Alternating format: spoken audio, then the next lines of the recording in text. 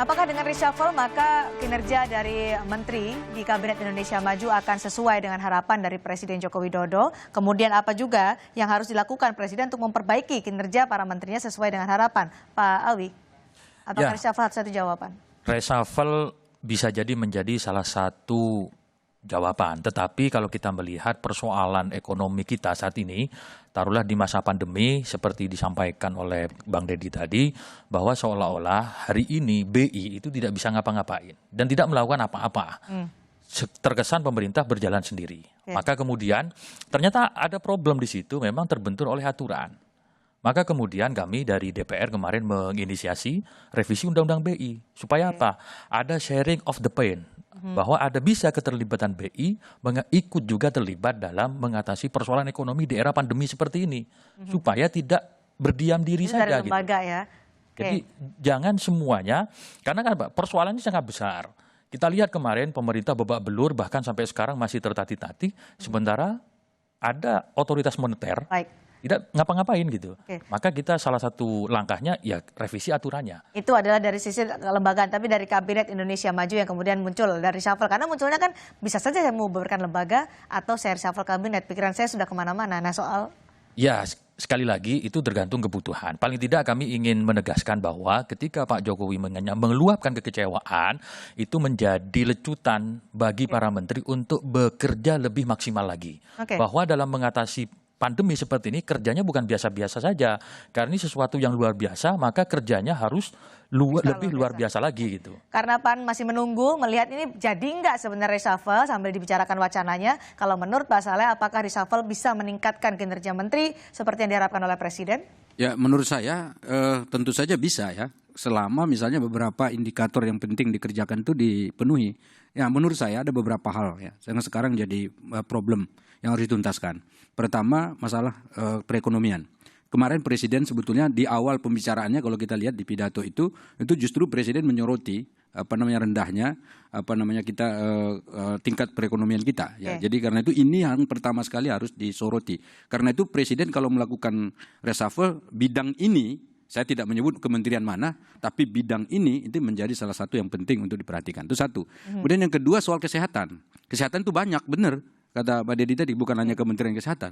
Tetapi ini penting sekali, kenapa? Karena untuk melayani, mengobati, kemudian mengorganisir bagaimana penanganan COVID dan pemutusan mata rantai penyebaran COVID-19 itu menjadi sangat penting. Itu yang kedua.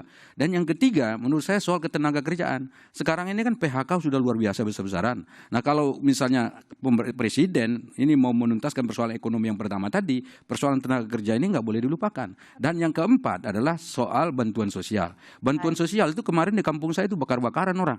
Jadi kalau misalnya pendataannya nggak benar, cara mendistribusikannya tidak benar, kemudian orang yang bekerja untuk itu tidak benar, itu jadi problem. Nah karena itu 4 hal ini itu menjadi saya kira catatan kritis yang penting untuk diperhatikan oleh Presiden. Jadi mudah-mudahan Presiden bisa memperhatikan. Nah semua 4 hal inilah yang menjadi modal dasar dulu. Untuk dikaitkan kepada kementerian-kementerian lain dalam rangka membuat reshuffle. Kalau misalnya PAN masuk ke dalam koalisi, diajak bergabung oleh Presiden Joko Widodo, apakah akan menjamin komunikasi ini tidak akan seperti yang lalu-lalu, yang periode kemarin, ketika PAN mengkritik keras di dalam, mengkritik di luar juga, sampai ada kesan berdiri di 2 kaki. Jadi begini Mbak Cindy, politik itu ada momentumnya. Jadi ada waktu, ada timing tertentu, dan setiap waktu timing, momentum itu berbeda-beda. Jadi nanti kita lihat bagaimana timing, waktu dan itu yang akan menjawab semua apa yang ditanyakan tadi. Karena kita nggak bisa juga misalnya sekarang ini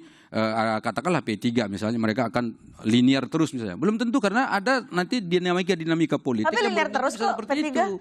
Ya, misalnya ada banyak keputusan-keputusan politik yang belum tentu semua orang di koalisi itu pasti akan oke. Belum tentu. Bisa jadi terjadi dialog di antara mereka. Dialog itu bukan berarti harus sama pikirannya. Bisa jadi ada perbedaan. Nah karena itu dinamika seperti itu juga kemungkinan nanti terjadi pada kita yang bergabung. Tetapi dan catatan sekali lagi memang ini benar-benar belum bisa kita utarakan secara tuntas karena ini kan masih planningnya Mbak Cindy nih kelihatannya reshuffle ini. belum planning Presiden itu loh. PDI Perjuangan, Pak Deddy, soal reshuffle dan kemungkinan nanti partai politik untuk bergabung, partai non-koalisi. Saya kira, saya berulang-ulang di berbagai tempat saya bilang bahwa krisis kesehatan ini akan berlanjut dengan krisis ekonomi akan menjadi krisis kemanusiaan dan sosial, lalu menjadi bencana politik. Nah, saya kira untuk krisis ekonomi kita ada di ambang resesi ekonomi. Oleh karena itu harus diperlukan satu sinergi yang efektif dan cepat dari sisi manusianya, menteri, birokrasi, lembaga dan sebagainya, termasuk sinkronisasi aturan-aturan dan regulasi terkait. Oleh karena itu, supaya ini bisa bergerak cepat, saya kira perlu dilibatkan lembaga-lembaga penegak hukum seperti KPK, BPK, ya lalu yang lain lah, Kejaksaan Agung misalnya, untuk merumuskan breakthrough. Soal reshuffle. Ya sebentar dulu. Dari situlah nanti dilihat apakah untuk roadmap itu, ya, untuk akselerasi itu orang-orangnya masih tepat atau tidak. Nanti terserah presiden. Itu yang harusnya menjadi pijakan untuk kita bicara reshuffle apa tidak. Oke, Pak Ujang, untung-untungan politik karena pada saat Presiden marah itu juga saya akan mempertaruhkan reputasi politik saya dengan kaitan dengan reshuffle menurut Anda. Ya, saya dua hal yang saya bisa nilai. Yang pertama bisa jadi marah-marah beliau itu gimmick atau retorik, atau bisa nyata.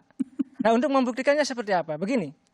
Kalau nanti ke depan ada reshuffle, artinya benar. Jadi marah-marahnya beliau itu benar. Jadi ada masalah di menteri. Kabinet, Tapi kalau tidak ada, nah ini yang disebut retorik. Nah nanti apa? Kalau Pak Jokowi tidak jadi mereshuffle, ya kan katakanlah, nanti akan ada backfire ini. Yang bahaya. Nanti masyarakat mengatakan, loh, dulu kok marah-marah, kok kinerja menterinya jelek. Jadi reshuffle akankah menjadi jawaban terkait dengan ketidakpuasan Presiden kinerja Indonesia Maju? Ya dong, kalau menterinya bekerja memble, ya harus direshuffle. Dan saya kira Mbak Cindy, ini saya juga mau menyampaikan sama Presiden ya, bahwa kalau mau lakukan reshuffle, segeralah. Kalau tidak, katakan tidak. Supaya justru jangan malah memperberat kinerja kabinet yang merasa tidak pasti gitu. Masih berproses, kita akan melihat bagaimana kelanjutan ini soal reshuffle karena saya sudah mencuat. Juga disebutkan oleh Presiden pada saat memberikan arahan keras di sidang Kabinet Indonesia Maju beberapa waktu lalu. Saya Cindy Sisterani menutup Dua Arah malam hari ini. Sampai jumpa.